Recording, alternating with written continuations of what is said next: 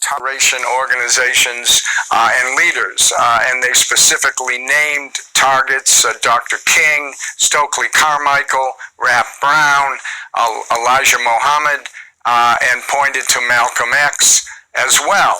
And as the Panthers rose and became powerful, first in Oakland and later in Chicago, as you can see from the clip, what a charismatic young leader at 21 Fred Hampton was.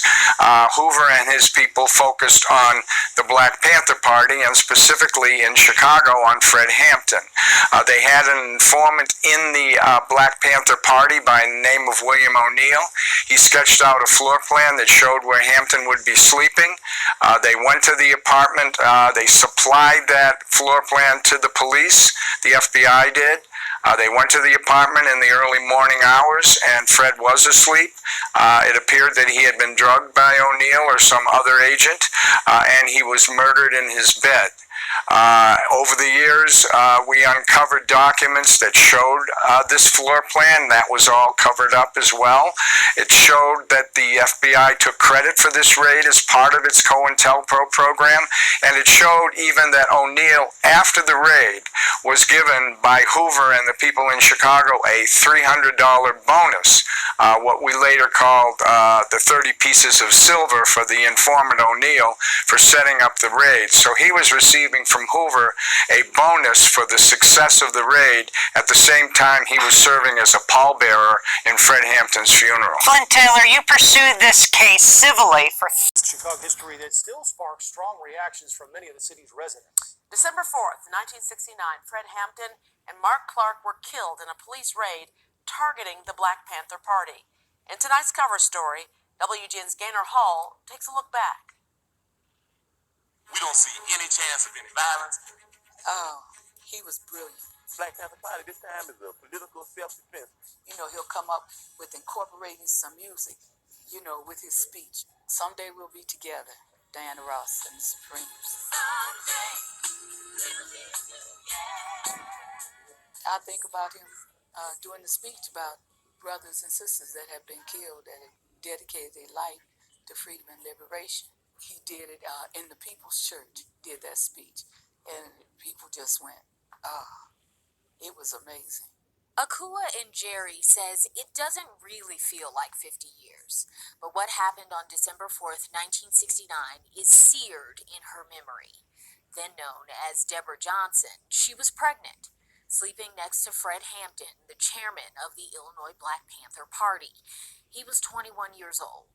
It took a long time for me to be able to go all the way through from beginning to end narrating what happened. Mattress is just going, you can feel the bullets going. I just dated everybody in there. With help from an FBI informant, Chicago police raided the apartment on the city's west side, killing Hampton and Mark Clark and injuring several others. Cook County State's Attorney Edward Hanrahan called it a shootout, but the Panthers called it a shoot-in. Oh, they were definitely in a gun battle. But behind the door, We saw the shots coming out of the two bedrooms. Those officers fired 99 shots. Federal grand jury concludes that only one possible shot could have come from a Panther weapon.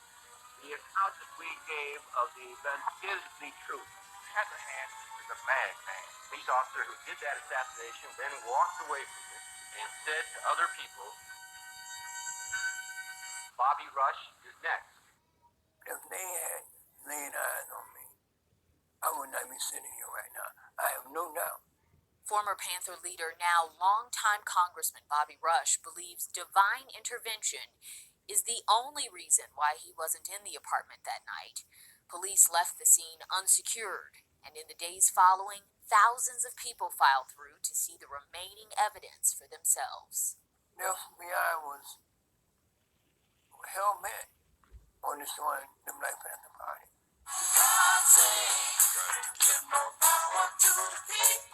The Panthers started in 1966 in Oakland, California, demanding freedom for black people. They organized legal armed patrols to challenge police brutality, and chapters spread across the country, establishing survival programs like health clinics and free breakfast for children.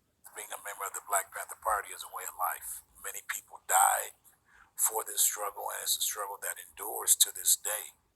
This is Fred Hampton. John Preston and Jack Hart helped with the Black Panther exhibit on display at the West Side Center for Justice. The FBI labeled the party a black nationalist hate group, using its counterintelligence program, Cointelpro, to try to disrupt the organization from within.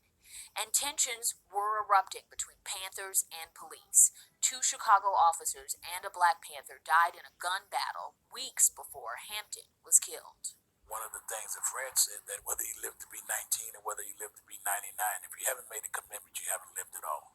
I mean, I think one of the reasons they moved on Fred Hampton so quickly was because he was pushing this idea of a rainbow coalition.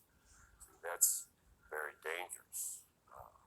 If you're trying to keep people apart, you don't want them to get together. No one was convicted in the case. The families and survivors received a $1.8 million settlement. For many, though, Hampton's legacy is